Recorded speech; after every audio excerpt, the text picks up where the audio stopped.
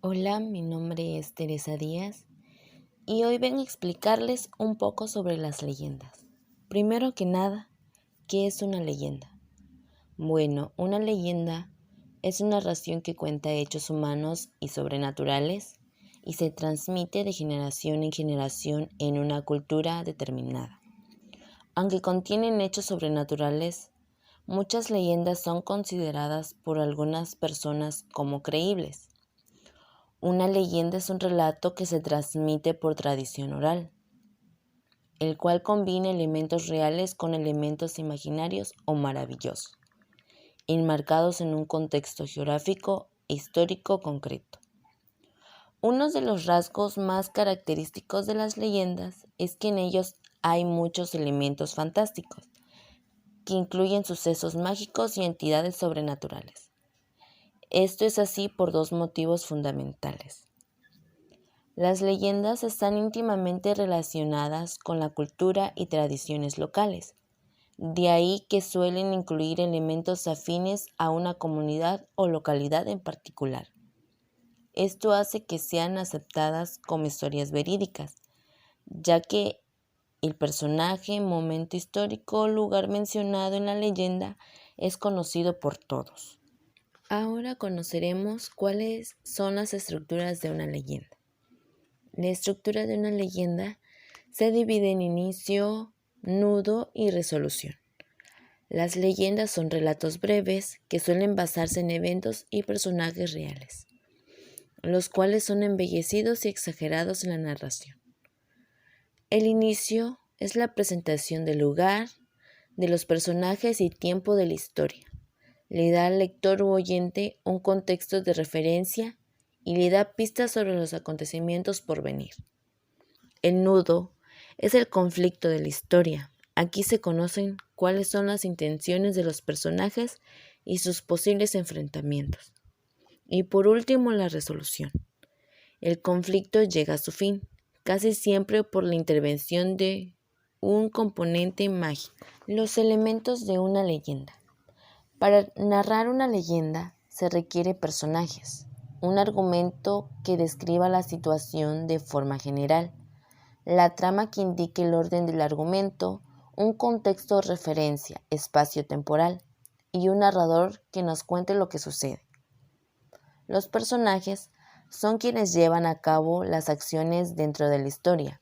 Pueden ser héroes, pero también pueden representar otro tipo de arqueotipos, como la hechicera, los enamorados, la madre, entre otros. El argumento son las acciones que tienen lugar en la historia.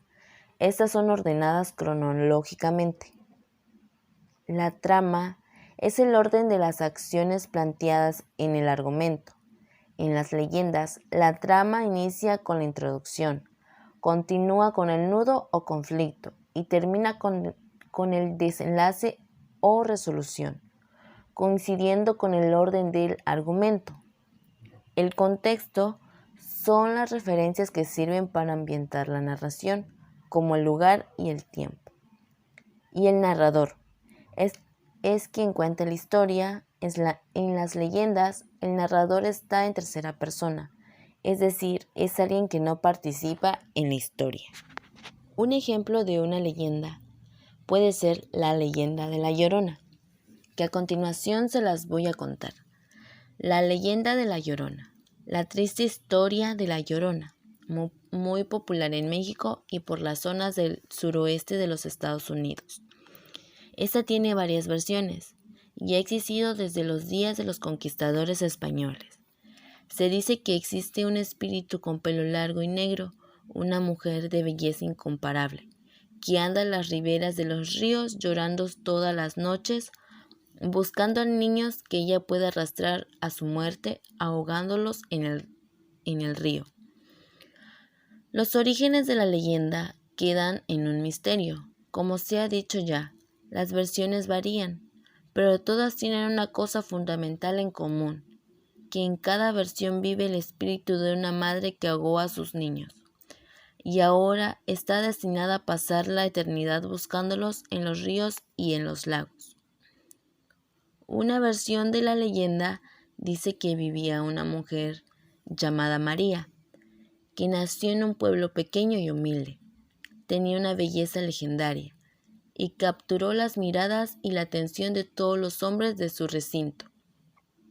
Se decía que pasaba sus días haciendo cosas típicas de la gente rural, pero en las noches ella salía a los clubs y a los bares, excitando a todos los hombres que la veían. Pero esta María también tenía 2 hijos, y eran varones, que ella dejaba solo cuando ella salía. Un día, una persona de su pueblo encontró a los niños muertos en un río. Algunos decían que ella misma los asesinó, pero otros reclamaban que los bebés murieron simplemente por su negligencia. Otra versión explica que una mujer buena y llena de amor se casó con un hombre rico y que siempre le regalaba todo lo que deseaba. Pero después de que ella parió a sus 2 hijos, él comenzó a cambiar. Volvió a una vida de mujeriego y alcohol, y desaparecía a veces por meses. Parecía que a él ya no le encantaba su esposa María, y que cuando él por fin regresó a casa, era solamente para visitar a sus hijos, 2 bebés varones. Una noche, mientras María andaba con sus niños por la calle, su esposo vino en un carruaje solo para ver a los bebés. Él no le hizo caso ninguno a María, y al suceder esto, ella perdió su control y enfurecida ahogó a sus criaturas en el río. Al darse cuenta de lo que había hecho, persiguió a sus niños que flotaban muertos bajo el río, puesto que cuando por fin los sacó del agua, se notaba que era imposible salvarlos.